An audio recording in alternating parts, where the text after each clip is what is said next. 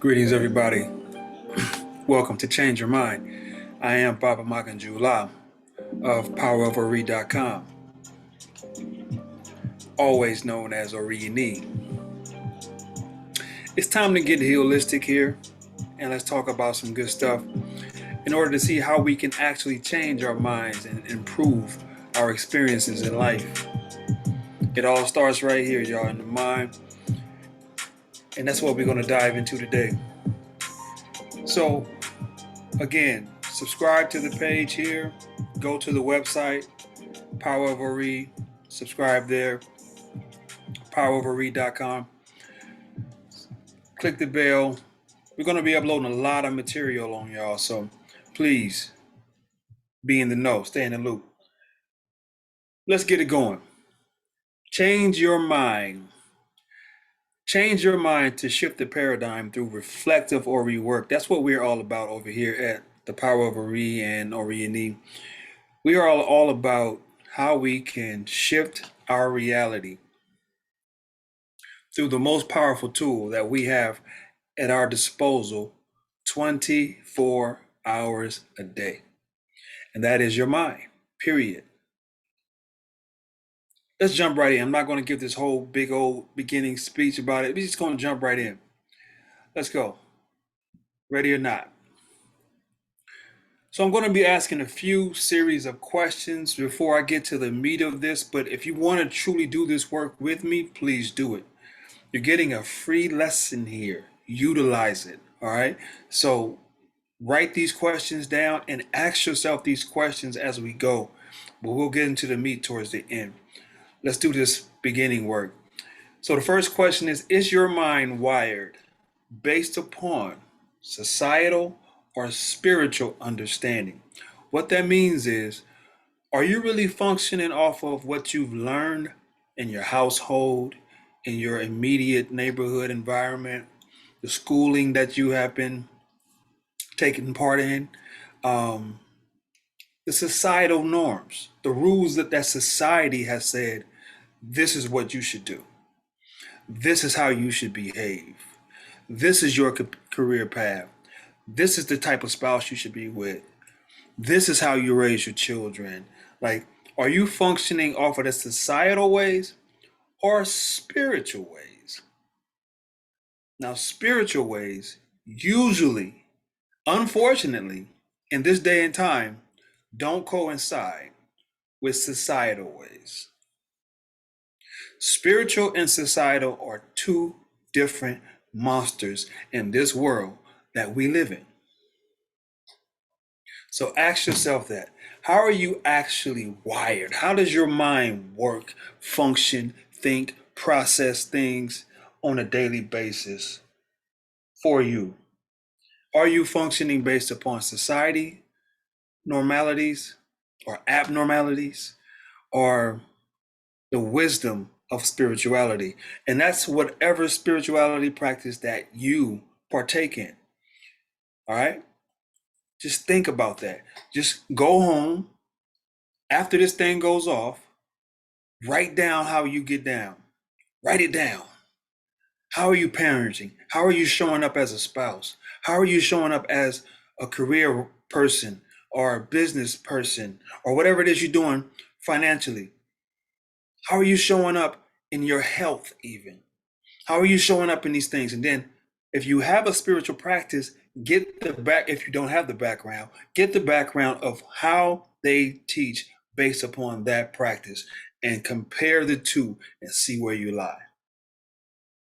It's a very good exercise, and it's an eye-opening exercise. The reason why, because you're changing your mind. We're trying to change your mind. This is why I'm asking you to do this work, because you have to change your mind. And I want to give you or introduce you to the acronym that I came up with for the mind. The mind is the moral intelligence navigation device. This is your moral intelligence navigation device. The question is number one, where does your morals lie? Where does your morals lie? It should be in your spiritual walk, not societal walk. If your morals are based on societal walks, then your intelligence is going to be minimal. And how you're going to navigate through this process of life is going to be confusing. And your device is always going to be depleted. Your energy levels of your device will always be depleted. Stay with me, y'all. And I'm hoping that you're doing this practice with me and you're writing this stuff down and you're actually partaking in this. You're about to get some really good game here. All right? You're about to really get some really good game here. This stuff took me years to figure out and understand. And you're getting some really good game here. So stay with me, y'all, okay? Now, next. If you could change anything, past or present, about your life, ask yourself, what would that be? It could be an experience, it could be a relationship, it could be even a career path you chose. It could be the way you've been eating for the last 20, 30, 10, 15 years. It could be a lot of things, but it's up to you what that is. Ask yourself, what would you change if you could? I don't mean go back into time and change. I mean change right now. We can't go back in the rearview mirror. We only can change right now. But the question is, what would that thing be, or things, maybe you have a couple of them. What would those things be that you would want to change right now? Identify that. Be honest and truthful. Identify that. What is it you would like to see change right now? Now, after you ask yourself that, ask yourself this. How long have I been aware that this issue that I would like to change exists? How long have you been aware of this? How many people in your life have pointed this issue out to you that you may have just rejected in some way, shape, form, or fashion? Have a spouse told you a certain thing? Have your friends told you a certain thing? Has a parent told you certain things? How they experience you that you just kind of, nah, not me. I don't get nothing. Y'all tripping. Like, you know how we do, right? We're in denial. You know how we do, right? We don't want to admit it. So we're in denial with it. But you've been aware of it because somebody may have told you. Now, if you don't know this thing exists before you do this process and this exercise, then that's okay. We know what we know what we only know. We only know what we know. But at the same time, look at your experiences. You know when people say, I don't care what other people think? These are people telling me that they're not ready to learn anything about themselves. Because how other people think, how other people think and what they think about you tells you how they experience you. How else are you going to know if something needs to be corrected if it doesn't bother somebody else? Tell me, how do you know what that looks like? How do you know when that needs to change if that doesn't happen? You really don't. That's why they have referees in sporting events. Because you don't really know if you fouled somebody or you stepped out of line, out of bounds. Like, you don't know. But when the referee blows the whistle, you know. And you start looking out for the line a little bit more. You see what I'm saying? So people's opinion do matter, contrary to popular belief. If you pay attention to what people think, you can look in the mirror and see yourself, because they're telling you about how they experience you. Now, is it always correct? No. But at least you owe it to yourself to reflect on it to see if it is a part of you. It may be just how they're experiencing you, true and honestly. It could be something with them. But it's never just a one-way street. So pay attention to how long you've been aware of this issue. Now, what do you feel has aided or prevented the change in that area? What do you really feel has been the roadblock from you either seeing it or seeing it and actually changing it? Is it your stubbornness? Is it your ego? Is it pride? Is it just your unwillingness to admit the truth and be honest about the necessary change? Could that be it? This is going to be a very interesting exercise if people who are watching this video truly are honest with themselves. Because this is how you begin to change the mind. You can't change the mind too many other ways, to be honest with you. You really can't. You got to do exercises like this to be able to change your mind and actually change the way your reality is playing out for yourself and for others. Moving right along. Now, describe the following terms for me. I'm going to give you a few terms. I want you to describe them based upon your understandings of them now. Okay? Now, if you're an Ifa, hopefully you know this. If you're an Ifa and you don't know this, you're about to learn this. If you're not an Ifa, it doesn't matter. These terms are universal. They're not just for Ifa people. Okay? Let's go. How do you describe what good health looks like? I want you to really think about that question. What does good health look like? And are you doing everything to maintain good health? Think about this. That's the first one. The next one, wealth or financial stability. What does that look like for you? And more importantly, how are you attaining it? What are you doing to attain it? Are you doing what you're called to do to attain it? Or are you doing, again, back to what we said, what society suggests you should do to attain it? And that also goes for health. Okay? What are you doing to attain it? Is it societal or is it spiritual? Meaning you're on your purpose and you're doing whatever your purpose says and you're laser focused, locked in, buckled in, and ready to roll on your purpose. Told y'all. I'm gonna ask y'all some good questions. Define a good spouse. In Ifa, we call a good spouse either an Aya, which is a wife, or an Oko, which is a husband. But define that. If you are a man, define a good wife. If you are a woman, define a good husband. What does that look like? And the better question is, have you ever even seen it? Do you have an example of what you consider as a good wife or a good husband? Now, remember, you always got to weigh this against the apples and oranges concept we talked about. Is your concept of a good spouse societal or spiritual?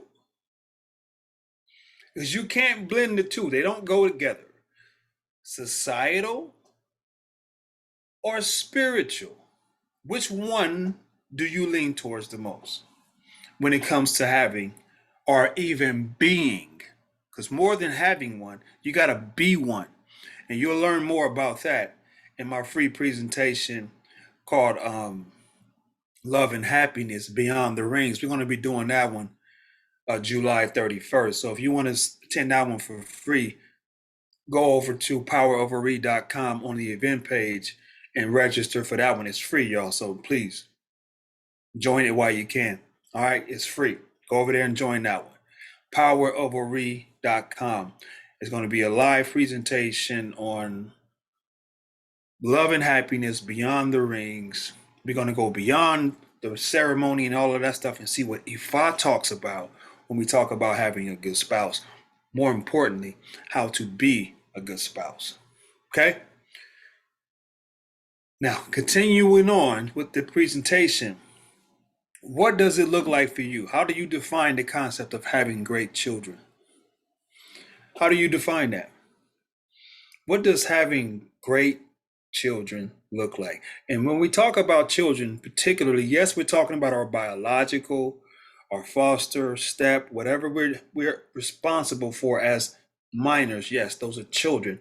But children can also be considered the people that we manage and supervise on our day-to-day 9 to 5s, our businesses. It could be that too. Okay. But how do you define a good one? And are you supplying your children with the tools they need to be successful and to be great children? All right. Always a two-way street. Lastly, what does it look like for you to win? What does being a winner in life look like? Does it look like you got to have the house, the Mercedes, the zip code, the husband, the wife, the shopping sprees, the vacations? You know, the things society says is great for you to have in this life, the degrees, the everything else. Or does it look like something more spiritual, which is in alignment with both of you coming together and doing some great stuff? Or does it look like you're in alignment with everything that you personally, particularly, individually, have come to do on this earth, and you're in alignment and it's thriving? You tell me, which one is yours, though? Hopefully, we can get to some solutions by the end of this presentation. Now, tell me this. Do you struggle with either of the above categories that we just covered? Do you have all 5 of those areas covered? Or are you struggling in 1 or 2 of them, or maybe 3 or 4, or maybe all of them? Do you struggle in this area? Do you find it hard for you to maintain a relationship with the opposite sex or relationships, period? Do you have fluctuations in finances? Does your health go in and out? Are your children not technically where you would like to see them? Do you have struggles with the W's and the L columns in life from time to time? Tell me this. Kind of goes back to the question that I asked before, but tell me this. What is it going to take to accomplish these goals in any area where you feel like you may be falling short of? What is it going to take for you to accomplish that? And then whatever source you're using to accomplish it, I want to ask you, does that source align with the divine understanding going back to spirituality? Or is it in the societal realm of things still? Talk to me, y'all. Talk to me, y'all. We're talking about changing minds here. And the only way we can change minds here is to do real work. If you're talking about changing your mindset, which is the real or rework, then you got to ask yourself some hard questions and be truthful and honest about those questions. Be transparent about those questions. I'm not necessarily saying being transparent to me or someone else outside of yourself, but you got to be transparent with yourself first. A lot of us hold this stuff in and act like it doesn't exist. And we just fake it through life, acting like we got it all together, particularly in E5, acting like we got it all together. And we don't. And we don't. And we hide behind spiritual practices, phrases, ashe. I just saw this commercial today. It was so funny. But back to the script. We hide behind this stuff. But that's not going to make us better. We got to do the Ori work to get better with this stuff, to get better with life in general.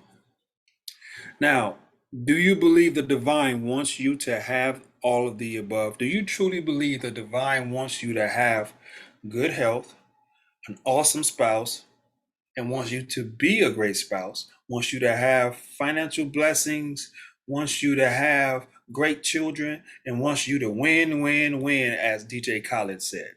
Do you think The power, the divine being wants you to have these things? Do you? Do you believe that? I'm hoping that your answer is yes. You need to ask yourself that's the question. If your answer is yes, then what needs to shift to enhance your reality of what it is you desire? Let's do this work, y'all. All right? Let's do this work. Let's get into this. It's time to shift the paradigm here. It's time to really do the work. I hope y'all following me. Stay with me on this. Again, while you're watching, like, subscribe to the page, y'all.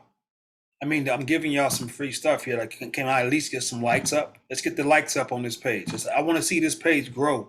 I want to get to 1,000 likes by the end of this month. So we're gonna get this thing up. We're gonna give y'all some information, and y'all can come in here and learn some stuff for free. Come on in, and let's get it. It's time to shift the paradigm. It's time to change your mind and shift the paradigm. Let's go back in. So societal versus spiritual. So define the following terms. I know I'm giving y'all a lot of homework here, but this is how the work gets done. Define the following terms based on your current understanding for me. And this is societally. Define it societally, and then hopefully define it spiritually. How do you define patience? What do you think patience means? A lot of people think patience means just sitting and waiting something out and being patient. You know how they talk about Job in the Bible, like patient. Just sit around and wait. You got to wait. You're losing your patience. Stop being so antsy and anxious. Like, be patient. Like, okay, what does that actually mean, though? I've heard this thing so many times throughout my walk in this spiritual walk, and I couldn't understand what in the world they were talking about until I got to this. See, spiritually, patience means the ability to wait or defer your gratification or results.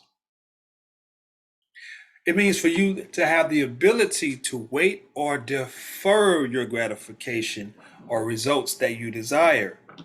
You got to be willing to wait a minute to get what you want, which is hard for a lot of people to do, particularly in America, because we like everything microwave. Let's be honest. That's why divorce rates usually end around 2-3 years into it, because people can't wait for somebody to change. People can't wait for somebody to get what they need them to get right now. That's why people try to get degrees and jump out of school and just get to the bag and go get the good job and live and buy the house and live so fast. And I'm not even going to jump into the societal abnormalities of impatience when it comes to money. We already know that stuff. But I'm talking about we just live an impatient society. But spiritually, that's not spiritual. Spiritually, you got to have the ability to wait or defer gratification. You got to have the ability or willingness to wait out the storms of life.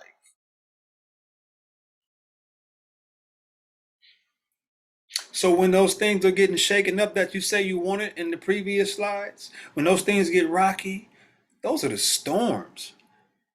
Those ain't the time for you to cancel Christmas on it. Like, you can't do that in those moments because you're not learning the lessons. Patience is a lesson process, technically.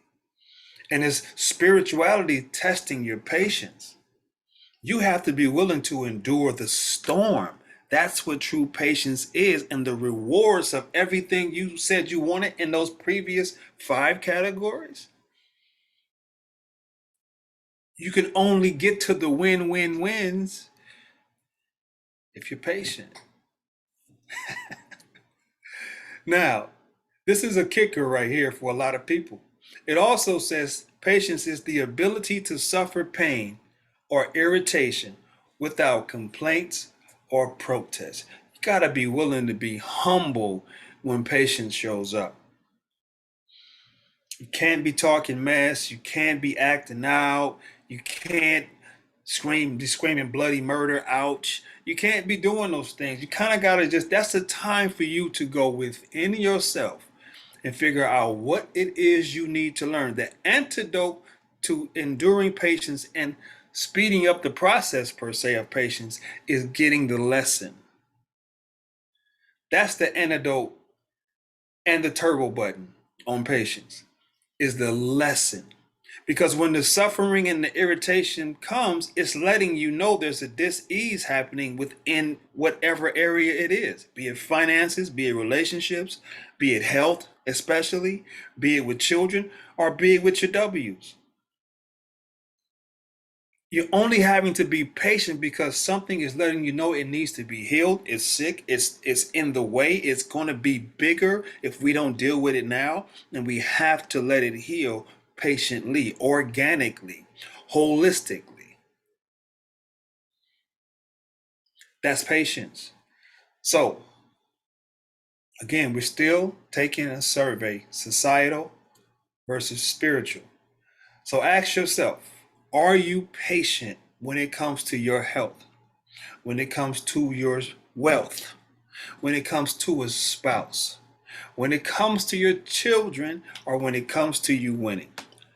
According to that spiritual definition, are you patient, or have you been societal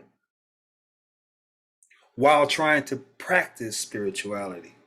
Because I can totally attest to this, y'all. I'm not acting like I'm the holier than thou anomaly here. Like, I came into this spiritual walk societal as I don't know what.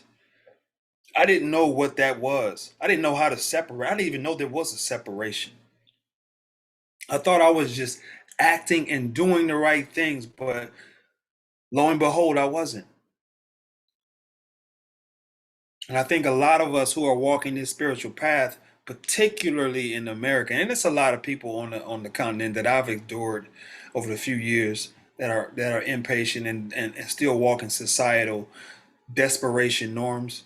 Um, but for the most part, it's a tough thing to shift when you come into something like this. Particularly, it's not really taught a lot, but particularly when you come into something like this, um, it's tough to purge that and change your mind because it's so ingrained in your everyday experiences. Well, let's move on. Next one, dedicated. Define that one for me. Dedication. Define that for me. Spiritually or societally? Define that for me. Just write it down before I go to the next slide. Write what you feel dedication actually looks like. Have you even thought about that? How does dedication look? Am I dedicated to my health? Am I dedicated to my finances being okay? Am I dedicated to my spouse? Am I dedicated to my children? Am I dedicated to just winning in life and leaving this life a winner? Am I dedicated to that? Well, let's see what spirituality has to say about dedication. Spiritually, it's defined as the ability to be totally devoted to any course without looking back or having regrets. I want to deal with the looking back or having regrets. Once you decide to get into something, you can't look back once again the patient storms show up. When the patient storms show up on shore, people tend to regret and look back at the choice that they made. That's not dedication spiritually. See, dedication and patience are kind of related. You have to be willing and have the total ability to be devoted to any course without looking back. When I said any, when it said any, because I didn't say it, this is what spirituality teaches. When it says anything you're doing, anything you decide to dedicate yourself to, you may have good health, you may have a career, but you may not be married, you may not have children. But the two that you chose to be in, the two that you're in right now, you need to be dedicated to it. But if you take on a marriage, then you better dedicate yourself to that too. And that's any course without looking back or having regrets. Stuff is real. It also says the ability to never quit or retreat. Never quit or retreat. Now, let's be clear. Is this spiritual walk telling you to be an idiot and to put yourself in harm's way just because you're dedicated? No, it's not saying that. Is it saying that if you have a husband or a spouse that's abusive, that you have to stay in an abusive situation? No, but you need to learn the lesson from it. Obviously, your Ori chose it.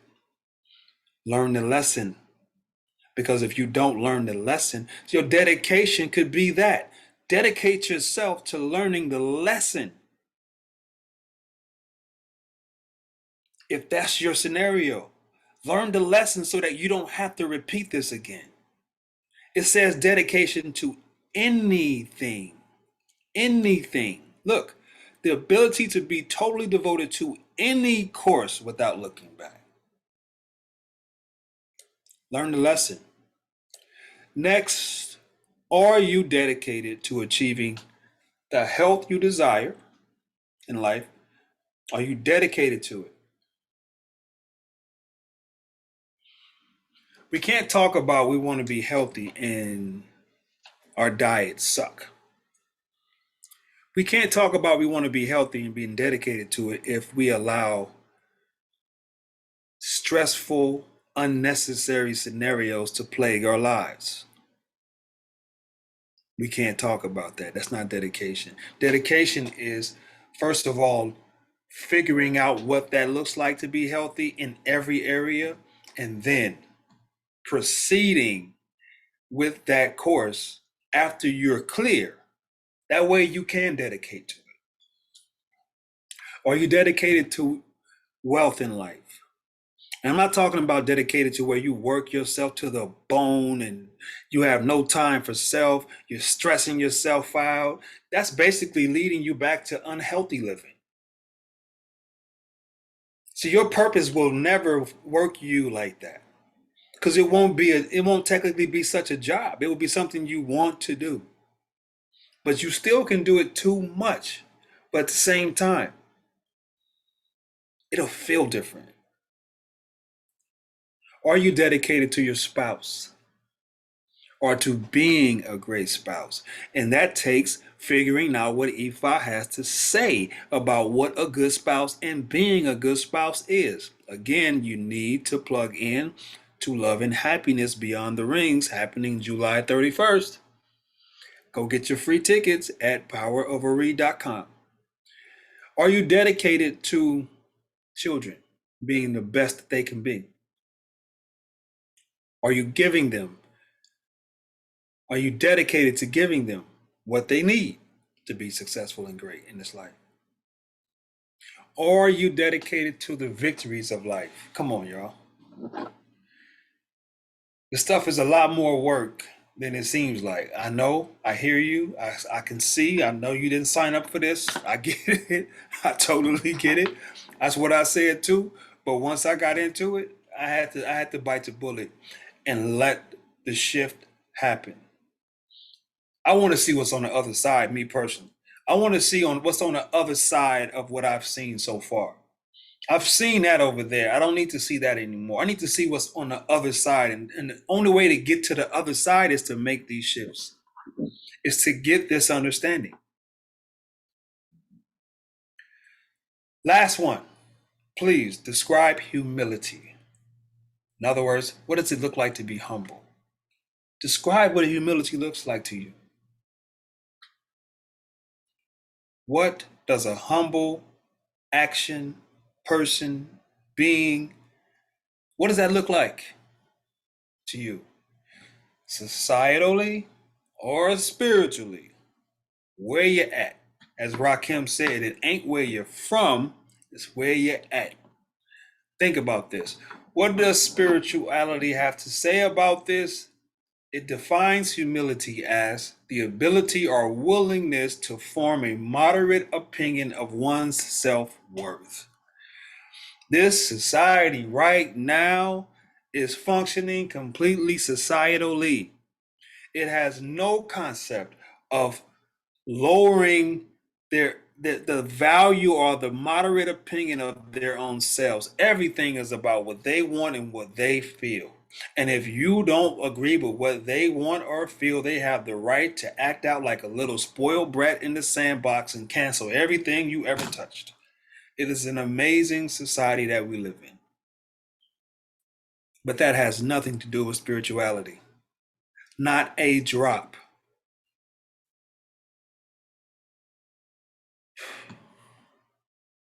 Having a moderate opinion of yourself, and I'm guilty of it. I want to be the first one to say that I'm guilty. I have been guilty of it. And at this point, I've learned my lessons and I've changed. This is why I'm teaching this. I believe in the wino teaching theory. Like, you can read 10,000 books and you really won't understand it. But if you've been drunk, you've been passed out, you've woke up in the precinct, you know what being drunk's about, right? If you've been divorced, if you've had bad relationships, you know what having bad relationships look like. The question is, how do we get to the other side of that? Humbly. And we can't say we know it all or act like we know it all because of our feelings. That's called ego and pride. You got to humble yourself to say, I don't know what that looks like. I've never seen it. I've been an alcoholic. I've been divorced. I've been through too many relationships. I have different parents that are parents to my children that I wish I only had one. You got to be humble.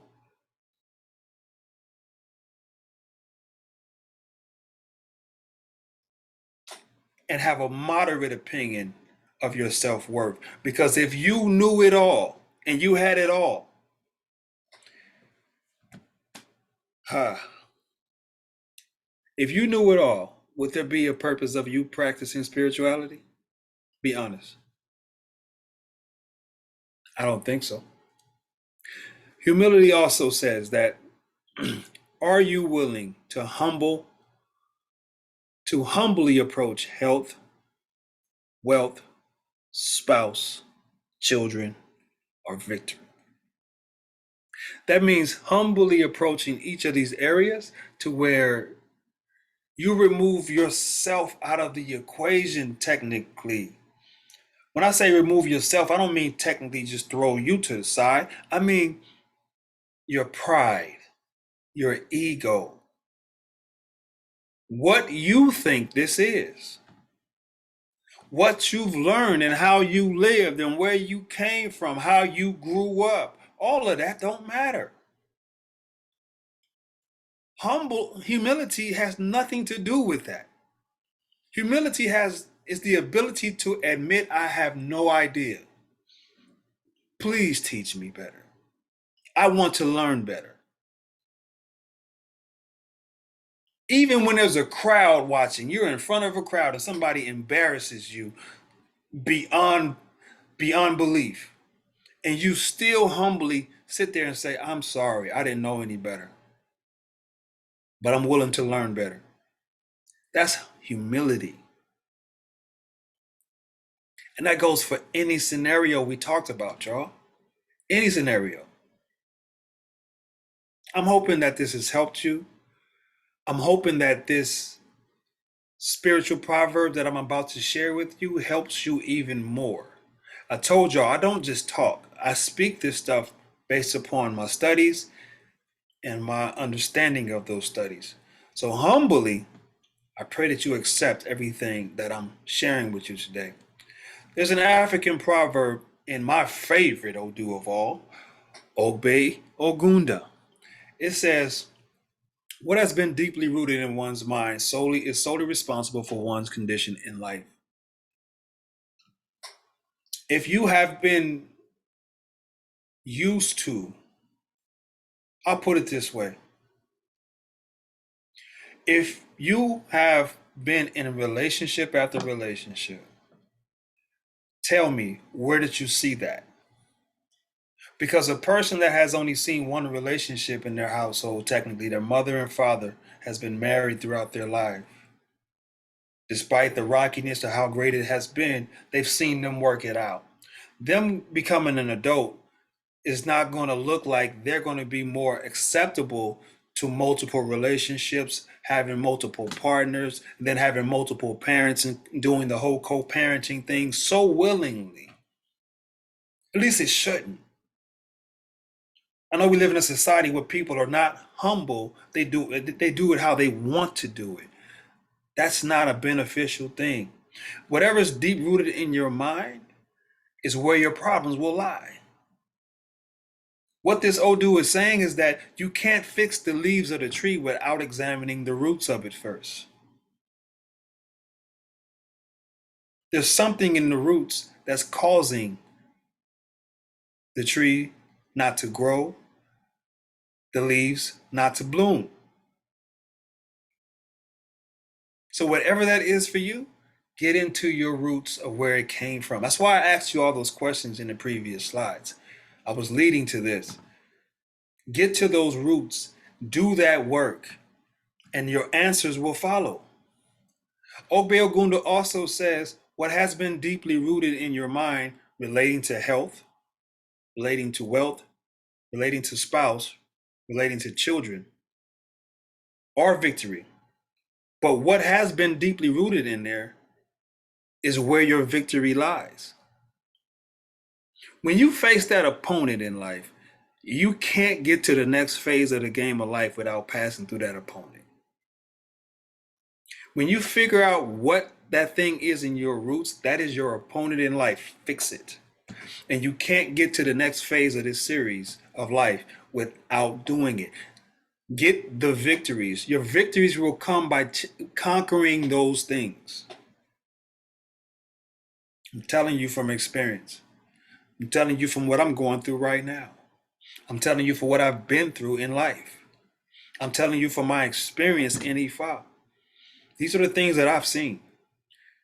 These are the things that I've experienced. This Odu has played out for me my entire life. And what was deeply rooted in my mind is a lot of things that I wasn't proud of.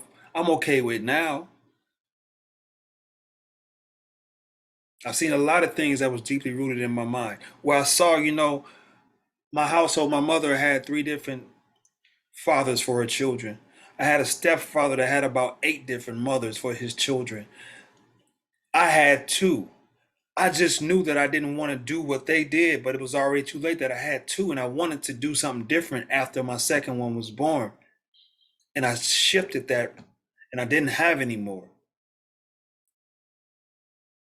But in the beginning, it was normal for me to be that. I just thought that's how it's supposed to work because I had never seen a relationship for real. Even though I wanted one for real, and that want and desire to have a good relationship with one person, that was always my personal desire. But that desire was always met with what was rooted in my head. That don't exist. You ain't never seen that. But when they get ready to leave and we get ready to break up, it always angered me and bothered me because internally, that's what I truly desired. Boy, did I have lessons to learn. And I learned that lesson. I learned those lessons. The true root was inside of me. One more spiritual proverb is Irosun Meji. It says, if you have any complaints about your life, take it up with your Ori in your mind. If you have any complaints about things that you don't like, again, like the previous Odu, take it up with your head. Take it up with your Ori.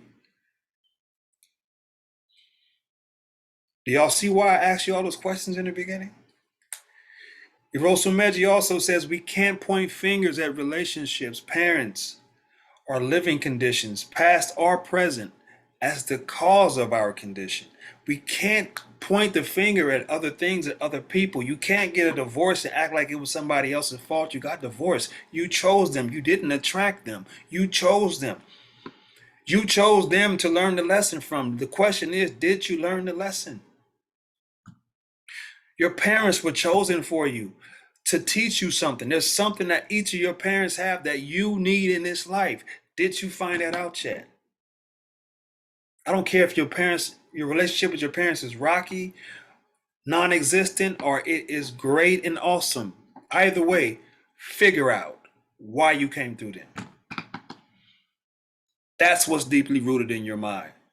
They're handing you a baton in your mind that you need to fix, and they have the answers to. You need to figure out your living condition, where you came from. A lot of people have this issue. I had this issue huge, man, huge. Coming from where I came from in South Central, coming from the household I was born into, coming from those living conditions, that nest egg was a mess. And I usually be like, that's where I came from. This is how I grew up. This is it. No, man, that's not the answer. Whatever you came up in is there's a answer in that stew of crap. If it was a crap like mine was, there's an answer. You could have come up in some great stuff. Everything is not negative in this world, so you may have come up in some good things, and you still got to get your lessons out of the good stuff. If you're a Theo on the Huxtables, you better learn your lessons from Claire and them, bro. That's your lesson. You came through Claire and Cliff for a reason. If you came through James Evans and Florida Evans, you better learn your lesson. You came through them for a reason. It's deeply rooted in your Ori, past or present. Get the lessons and change your condition. Irosumeji says also, only we have the ability to allow nourishing seeds in, or the ability to remove normalized, unidentified weeds. Unidentified weeds. That means the weeds that have been growing in our Ori that we have yet to point out as the problem, that reason why our grasses and our grass and flowers and fruits are not blooming. Only we have the ability to allow the nourishing seeds in. That means that anything that spirituality is trying to show you, anything that an Orisha or a Rumale is trying to help you with, plant seeds to help you with, only we have the ability to remove the unidentifiable seeds that are blocking that understanding. That understanding is being blocked in your mind based upon the roots that Obeogunda spoke of. This stuff is deep. I told y'all, man. I told y'all it's deep. Identify the weeds. Pull the weeds up by the roots so they can't grow back. Cover the dirt. Plant something else in its place, particularly, and nurture that. Only we have the ability to go in our mind and do that. Nothing else can do that. Nothing else can do that. Identify the roots of your complaints. That is your solutions to changing your mind. Change your mind on how you see these things. Each of those areas we talked about, again, health, wealth, spouse, children, and victory. Change your mind about how you view them. Do the exercise that I told you about in the beginning. See if it's societal, listed spiritually, particularly based just on the things that I gave you here. This is only about a good 3 out of 16 of the ones that you need. There's 16 total character traits that we have, and I have a bunch of other odus that go with this. And this is only part 1 of this series, so you'll see more series coming. Stay tuned. Again, subscribe to the page and then subscribe to the website also for more information. But at the same time, the solution to this thing is you identifying the roots of your complaints. If you've been having multiple relationships, why are they breaking up? It's not just the other person.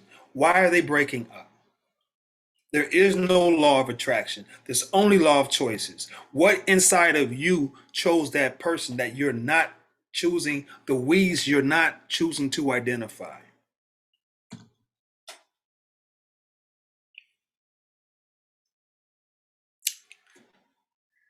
Just saying.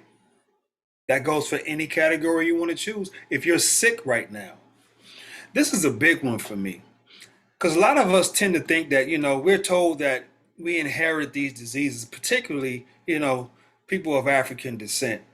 Like we inherit these diseases like high blood pressure, diabetes, cancers even. Like we inherit the ability to attract these diseases more than other races. That is a complete lie. That is based upon, again, what your roots are. See, the roots are in our society is that we eat bad and we live a stressful life. You can't just do one or the other one anyway. You can't eat a healthy diet and then live stressed out. You can't be stressed out and live a healthy diet. You still can get sick. It still can kill you. And those are the things that we inherit from our parents. Again, that's why we came through them. We're taking their understandings and their ways of life with us throughout our lives. Until we make the changes, we don't cross the finish line.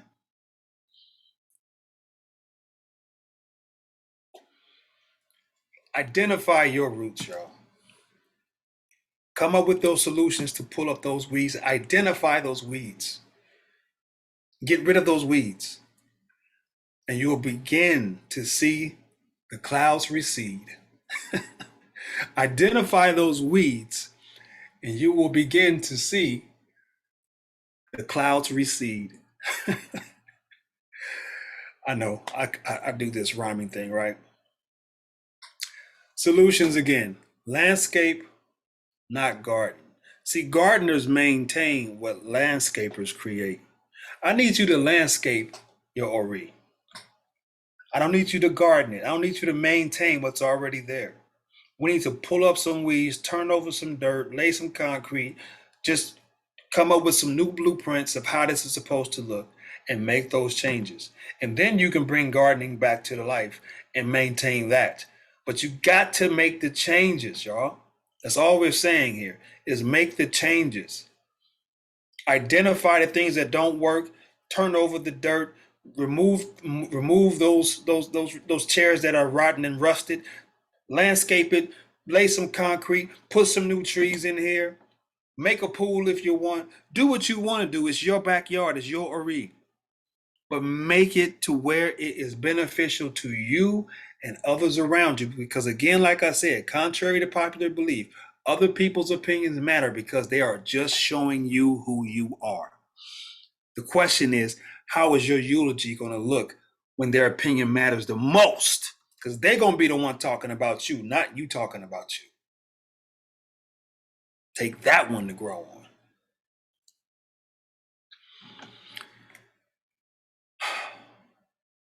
Meet the God in you. Your mind is the direct extension. Listen to this. This is another African proverb, technically. Your mind is the direct extension of the Most High. And Ifa, the Most High, is Olodumare. Irete says that our Ori is the direct extension on earth of Olodumare. You tell me what that means to you. After everything I done said, you tell me what that means to you. Watch this. Deify your Ori. See, we have yet to deify and give our Ori the respect that it deserves. Other deities, rightfully so, get their deifications. Ori seems to not. Otura Oyeku says, pray to your Ori. Worship, protect, and give praise to Ori as you would any other deity.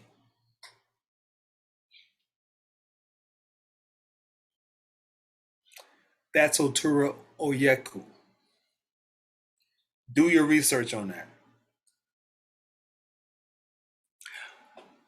I want to thank you for attending this presentation, y'all, of Change Your Mind. If you are interested in digging deeper into defaulting on your past and creating new agreements with your future, we are here to help you. We're going to have more videos.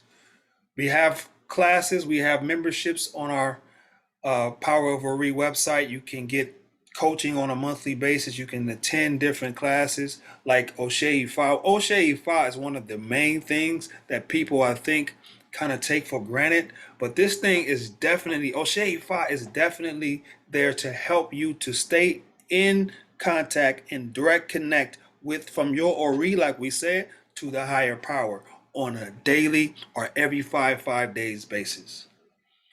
It's one of the most powerful tools that we have for ourselves personally to get information about ourselves that I think everyone should know how to do properly. So we do have an O'Shea 5 class you can take. We offer group coaching sessions online. We offer classes, 6 hour courses such as Sprout, such as Bloom, and many more. We have like 2 other ones. We do a Head Start Sundays. We now changed the name recently to Good Morning Ori on Sundays. We have a whole lot of things to offer you. So take your butt now. If you like this presentation, take your butt on over to powerofori.com right now. Subscribe to it at least. I'm going to give you the same opportunity. Subscribe to it for free, number one. And we'll set up a 30-minute consultation with you to see where you're at with this whole thing. If you're having some issues in any area of any of those 5 things that I had you write down, you still probably need help, because I guarantee you, if you knew what to do by now, you would have had the help and you would have changed it by now. Sometimes we just need the right tutelage. I'm not saying I'm the only one, but we are one. Trust me, you will trust me if you take these classes with us and you do this work with us. If you become a member, a subscriber, a member over at the Power of Ori, you will see changes happening. Trust me. Information is below. If you want to call, if you want to go to the website, you can go to oriandknee.com or you can go to powerofori.com. It's going to send you to the same place. All right. I hope that you guys dug this. If you have any questions, you're going to need to call me or email me or something like that. Or you can leave some of your questions in the timeline below. All right. I'll drop the links in the description here on this video. I'll drop you links to the website and everything you need to know, how to contact me and everything. But if you have any questions you want me to answer regarding this topic of changing your mind or anything that I've said today, you can type it in the chat and I will answer. All right. I give thanks to everybody attending. Again, like the page, click the bell, share this video with as many people as you possibly can. Let's get the likes up on this page for me. I appreciate you. I give thanks. I want to say Obodo Oboye, Opo Ato Abo Sise, to all of my Ifa followers out there. I give thanks and praise to everybody watching this. I hope that this helps you in some kind of way. Ashe. Give thanks and praise. Bodo Boye. Baba Makanjuola.